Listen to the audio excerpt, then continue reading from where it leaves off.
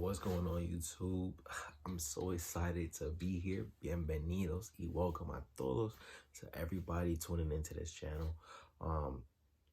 If you don't know me, you will. My name is Emmanuel, aka Manny Fresh, aka El Chico. But you guys can call me E, Emmanuel, Manny Fresh, etc., etc. So welcome to episode 1 of my channel. I'm really excited to be here. Basically what we're going to be talking about is a topic that's super prevalent to me right now, and it's the topic of where exactly am I going. And you might be asking, why is that your first, what does that mean? And so I'm just going to explain that to you guys. Right now I actually just graduated, class of 2020, albeit COVID kind of messed up our graduation plans, but I actually just graduated with a master's degree. I'm a master's of arts in teaching, and I don't know what to do with myself now. I don't know what to do with my life. Basically, it's just, I just decided, we've been in quarantine and la cuarentena. Y ahora, now I just been in the house, and I'm like, you know what? I'm just going to go ahead and try to get something started, just to be able to connect with the larger audience, and who knows where it's going to go from here. So I'm really excited to see the potential for growth, etc. And so just a little bit of backstory. I graduated from a really small school in North Georgia called Young Harris. Shout out YC. I went there for both my undergrad and my graduate degree. And a little bit of that backstory is that when I was in high school, I went to high school out of state in Pennsylvania, to be specific. And I really wanted to go, to a big school, Temple, Drexel, all these big schools, Pennsylvania schools. And I was just like, you know what? That's what I'm going to do. I'm trying to party. I'm trying to turn up. We're trying to, all this. Let me not do that again. All right, but trying to do all this fun stuff and, typical, high school mentality at the time. And my mom comes to me and she's like, yo, Emmanuel, I think you should apply to this really small school in North Georgia, etc., etc. And I'm just like, you know what? Nah, I'm not doing that. Thanks, though. Have a blessed day. I'll see you next week. Sorry, Mom. So my mom was like, all right, little did we know, moms always know something. So basically, we didn't speak about that school for about maybe 2 to 3 more years. And from there, I was just, applying to schools. I applied to schools in Florida, Flagler College, applied to Georgia State, tons of different schools, and every door I was trying to go through was just closing. And so I remember I was working at Moe's, welcome to Moe's, and TJ Maxx at the time. And I remember being off from work one day, and I was scrolling through my phone, and I just happened to see an advertisement for Young Harris College, right? So I'm like, oh, I'm trying to get into school by any means necessary right now, because this was coming up on the spring semester. So for those of you guys who might not be familiar with that, you have that break in December and you go back January. So that's when I was going back to school, or when I wanted to go back to school. And so basically, excuse me. From that, I basically saw the ad, filled out the information, and I call my mom like, yo, Mom, what's going on? I just filled out some information for this small school in North Georgia, bada bing, bada bam. I just applied, and she's like, oh, send me the information. So I'm like, all right, cool. So I sent her the info, right? Tell me why this lovely mother of mine calls me back and tells me, hey, I think this is the same school that I told you about 2 years ago, and you didn't want to hear it. So I was like, what? Nah, mom, you tripping. Like, there's no way this is the same school. It's not. And she was like, no, I think it is. And I'm just like, okay, all right, cool. So she ends up doing a little bit more research, and then it ends up being that it was the same school. And the president of the college at the time, shout out Kathy Cox, her and her husband were actually really good friends with the chairman of my mother's job and his wife. So, and everybody was like, oh my goodness.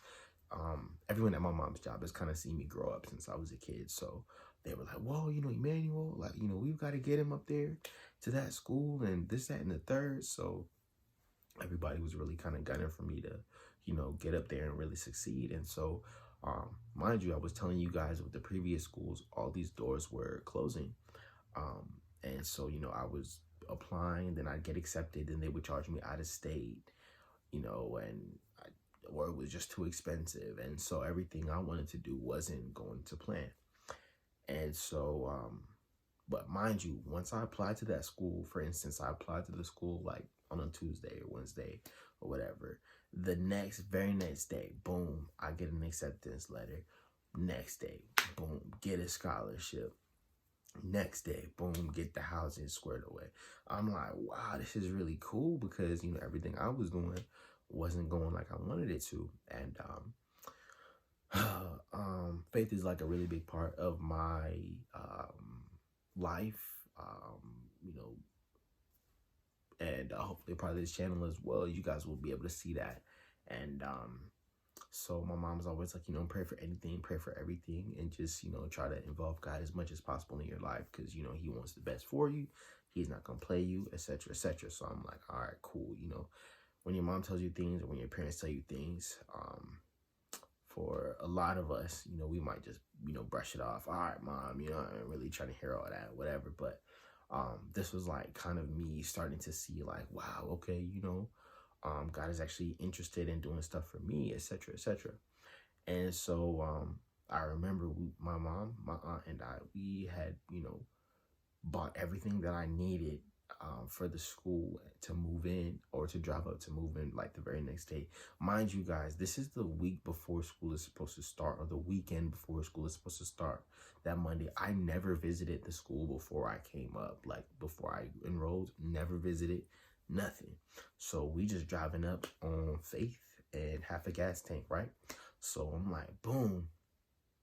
So, meanwhile, there was some actually financial aid stuff that wasn't, really taken care of, like trying to take out some loans, etc., etc.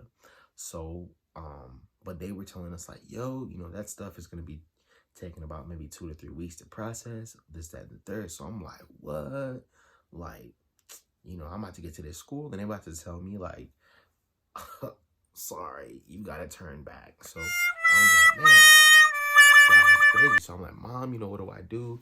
Da, da, da. And she is telling me, well, just pray, So I'm like, here she go with this praying stuff, right? So we drive up and we get to the financial aid office. So we pull up and I'm like, man, all right, let me just try to pray, about this, like my mom is always telling me. So I'm like, Heavenly Father, God, please work this situation out. This is, really important to me. I really want to be able to go to college, or really want to be able to, have my own, life and just try, just have that experience, right? I kid you not. I hear a voice in my head tell me, oh, like, I'm going to work for you today. And I was like, what? Like, this school is it's in the mountains. So I'm like, man, this is the altitude. Like, this is North Georgia. It's kind of cold. I might just be hallucinating, tripping, whatever you want to call it. I was like, you know what? Nah, no way. But then I was like, man, deep down, I'm like, okay, wait, what? Like, what if that really is God, right? So I didn't say anything to my mom yet. So we walk inside of the building and we go to the business office, and we meet a lady by the name of Miss Charlie. we meet two other ladies as well, Miss Candace and Miss Linda. And so for those of you who may be familiar with YHC or not, Miss Charlie is the lady who basically collects all of the, you know, the funds and the if Miss Charlie don't get her money, you're not going to school. Basically, I'll put it like that. And so sometimes she could be very, you know, kind of like very kind of stern and upfront. You know, how can I help you? Not really. You know, maybe doesn't seem like she's too friendly, etc., etc. But me and her are actually really cool now, and that's kind of cool. 5 years later, progression, right? So basically, we get there and we're like, man, you know, my name is Emmanuel, and you know, they were telling us that these loans were gonna take 2 to 3 weeks to process, and all this type of stuff, and like, is that gonna prevent us from, you know, or prevent me from moving in and getting started? And they're like, oh, you know, let's give us a quick second. So we go and they type in everything and type in my name, and they're like, oh, Emmanuel. Yeah. They're like, oh, like, yeah, you're good to move in. Everything came through and your account is settled. Everything came through this morning. And so I'm sitting there like, yeah, what? I'm like, man, this is crazy. Because I was like, Mom, like, you know, I just had this experience where I thought I heard God. And I'm like, man, this is crazy. And my mom's like, see, like, what happens when, you know, you pray and all these types of things. So I'm just like, whoa, this is cool. This is lit. So take it from there. You know, I move in, I start school, and you know, I was living with seniors at the time, and like the village apartments, and the village apartments were like, you know, for juniors and seniors only. But you know, I guess it was God looking out. Somehow I got in there and ended up being privileged to stay there through my whole, you know, kind of young hair's career. And you know, just my life just took a different path in terms of like the friends that I made, the people I made. Like, met some of my best friends there, who I consider family. And just, you know, I've had awesome opportunities as far as summer, you know, opportunities to work there. And through those opportunities, I met a lot of different people, and that might be something we can cover in another episode. But even for me to graduate from there with my degree, and then when I graduated, the master's program had just come into fruition. And so they were looking for like pilot students, or their first group. And here we go. So my mom's like, hey, you know, I really think you should do this program. I'm like, here she go, trying to control my life. Like Drake said, controller. So I'm like, yo, Mom, leave me alone. I don't want to do this. I'm done with school. I don't want to go back. Like, I hate it. So she's basically like, no, I really think you should do it. So I'm like, cool. So I was like, you know what, whatever. So I applied to the program, and there was like a couple of requirements that I needed to take. I had to take a GATE exam, which is basically like a teaching, like Georgia something entrance exam, whatever. And so I'm like, man, gotta take this. And so I was like, okay, if I pass this test, then I'll do the program, right? So I'm struggling, like, yo, how do I study for this thing, and da-da-da-da-da. Like, all these different people are telling me like, oh yeah, you know, I studied for this thing like for, you know, months in advance, and da-da-da. And me, I'm the type of person, I wait till the very, very, very last penultimate moment to do anything, which is not really a good habit, but I'm gonna try to break out of that.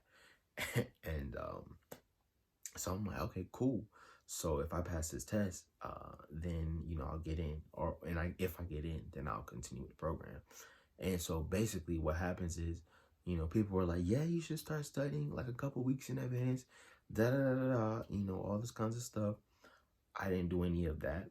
Basically what I did was, the night before my test, before I was supposed to go take this test, I basically pulled an all-nighter, using Quizlet to find different cards. And, you know, you guys know how Quizlet works. You guys know how it works. It's like, you know, flashcards and etc., etc. So I'm like, man, I studied for a couple of hours at night, had to wake up like 6, 7 in the morning to go drive an hour and a half away, go take this test.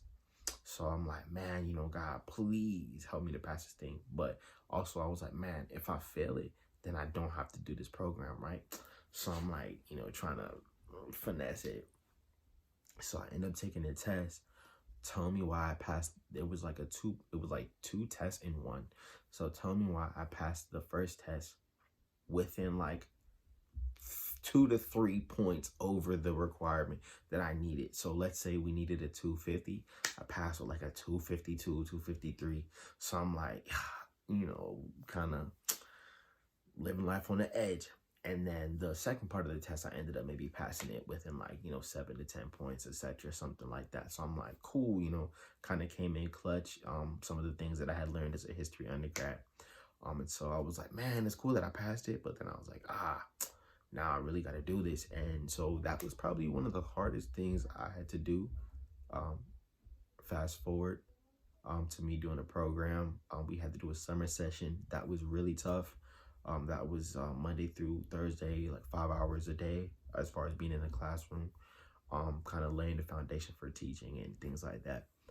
So we did that. There was about 13 of us, 12, 13, and 13 original, and then one dropped, or 14 and then one dropped. So it was 12 or 13. I can't even remember. Since I graduated, I'm trying to put all that stuff to the back. And so, basically from there, we did our fall semester, which was like observing in an actual school. So I was in a high school with the teacher, and kind of learning how he teaches, and just teaching a couple of lesson segments and just getting that practice. Because then the spring semester, which we just came out of, was like my full-on internship. So I was basically like, the classes were mine. So I was teaching the students and, basically the teacher for that semester. And it was a really really tough experience. Definitely learned a lot. And even over time, I just, would pray and things like that. And then I would just see, the way that God works for me, like, on my own, separate from what my mom was doing or what she was saying. And even just with how just different blessings and stuff, like people would just look out for me and things like that, the whole experience. And so I'm like, man, I know God is real. My chest, heartburn. So basically I'm like, man, I know God's real. He's looking out for me. Like, he's not going to play me. Never. So I'm like, all right, cool. So, but honestly, I really don't know what I want to do. And so, over this course of time, basically I have, different things that I like to do. And so, for the past almost a year and a half, 2 years now, almost 2 years now, I've actually been teaching myself, Spanish. And so that is another story too. I would definitely like to get more into that in another episode with you guys. But that, and then also fitness and food, and just learning how to basically fuel my body. For about a year and a half, 2 years, I was a student athlete, and I got the opportunity to cheer at Young Harris, which was really cool, really fun. And then through that period of time, I learned a lot about just how to take care of yourself. And I started jump roping heavily in about 2016, and then really started to take it more serious and combine the nutrition aspect with that as well, during that time. And so, over time, I would have these little things that, I would say, like, oh, I want to do this, or I want to do that. And, but I could never really, I guess, find a niche for what I wanted to do. And so, maybe through this channel, you guys get to know me a little bit better. If you guys have suggestions or anything like that for career paths, whatever, share them with me. Because I would really like to blend all of the things that I enjoy doing into really like maybe one big kind of like gumbo pot, or whatever the case might be. And so that to cut out some of the, well, all the details are necessary, but this is just kind of like a little intro vid. But basically, yeah, so what we're going to be talking about, and what I'm going to be taking you guys with me along, on this journey to kind of figure out, where am I going from here? So, like I said earlier, we're all in quarantine, and a lot of students are on hold. They don't know what they're going to do, or, congrats to the ones that have jobs. And a lot of people are losing their jobs, and, so we have all this time to, use the internet and things like that. And so, Yeah, so I'm really just trying to see, you know, what is in store, what could happen from this. I mean, there's tons of YouTubers that I follow and that have, you know, super dope content that I'm interested in watching, and um that I would even maybe love to collaborate with at some point. So holla at your boy, you know, we about to start getting this YouTube money, you feel me?